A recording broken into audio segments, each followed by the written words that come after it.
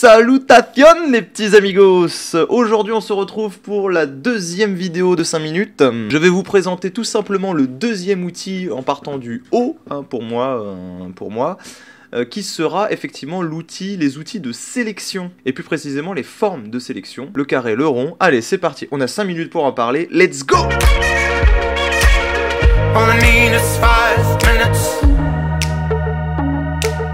Et aujourd'hui, ça va être une vidéo un petit peu plus courte que la dernière fois. J'ai largement le temps de parler de ça pendant ces 5 minutes. Donc je vais tout de suite vous en profiter pour vous dire de vous abonner. C'est extrêmement important, s'il vous plaît. Abonnez-vous, activez la petite cloche, ça nous soutient. C'est extrêmement gentil à vous. Bien le merci. Ensuite, maintenant qu'on a fait les coutumes d'usage, on va pouvoir venir parler de notre outil. L'outil forme de sélection, juste ici, vous remarquerez, je reviens faire... attendez. Je reviens faire les bases d'abord.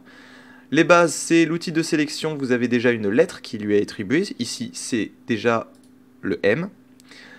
Je rappelle effectivement qu'il y a un petit triangle que si vous faites un clic droit, vous avez accès à d'autres outils. Et que si vous faites Shift M, vous passez d'un outil à l'autre à chaque fois.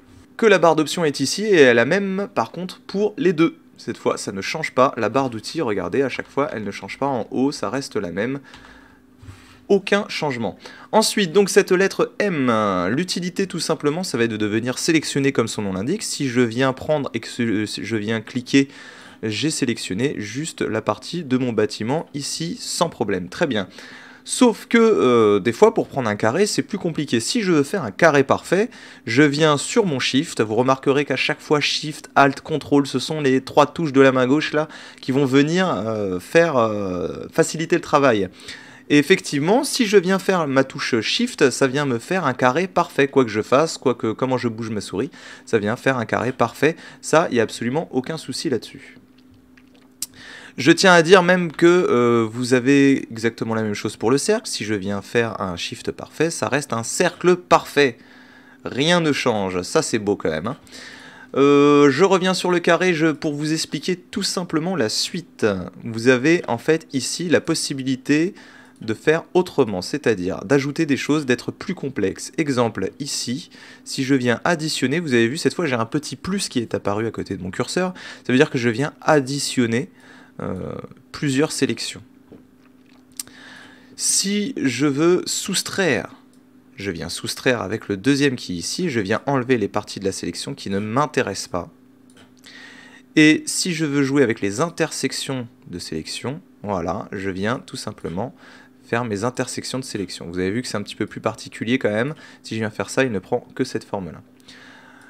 Ça, c'est pour les outils là-haut. Mais vous vous doutez bien qu'il y a un raccourci également pour ça. C'est-à-dire que si moi, je suis là sur les bases, ici et ici au début pour commencer, je viens tout simplement faire mon carré ici. Mais vous avez vu, par exemple, là ici, j'ai mal sélectionné cette tour-là. Donc pour mieux sélectionner cette tour, qu'est-ce que je viens faire? Si je viens tout simplement cliquer, ça désélectionne, déjà ça il faut le savoir. Si je viens faire autre chose sur le côté, et ben ça désélectionne également. Et sans venir cliquer ici, je fais toujours mon Shift et je viens ajouter, vous avez vu le petit plus qui est apparu sur mon curseur, il y a un petit plus qui apparaît quand j'appuie sur Shift. Je viens tout simplement ajouter la partie que je souhaite ajouter. Voilà, ouais, je peux le faire ici, ça sera plus simple. Voilà. Et je viens ajouter les parties que je veux. Si je fais Alt, à contrario, ça m'enlève les parties comme ça que je veux enlever. Par exemple, ici, cette partie est trop grande, je viens enlever cette partie-là. Banco.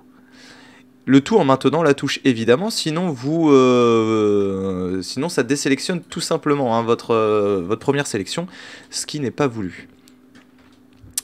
Si vous faites un contrôle et que vous glissez, contrôle, vous avez vu, ça devient un petit ciseau à côté du curseur. Ça veut dire que là, vous pouvez le glisser sur un autre plan de travail. Et là, dans ce cas, ça glisse tout simplement ce carré-là sur un autre plan de travail.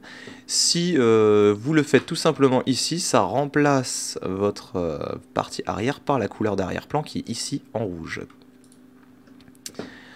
Nous sommes à 4 minutes et je crois que j'ai terminé déjà les petits amigos. Je viens juste vous faire un petit passage sur outils de rectangle de sélection, une rangée. Ici c'est extrêmement précis, c'est-à-dire que si vous cliquez là par exemple, et ben en fait vous venez sélectionner un outil d'une rangée d'un pixel, un seul pixel. Vous avez l'horizontal comme je viens de vous montrer et vous avez le vertical qui est ici, que vous pouvez voir et que si je zoome très fort, on voit qu'il a bien pris un pixel de large, pas plus.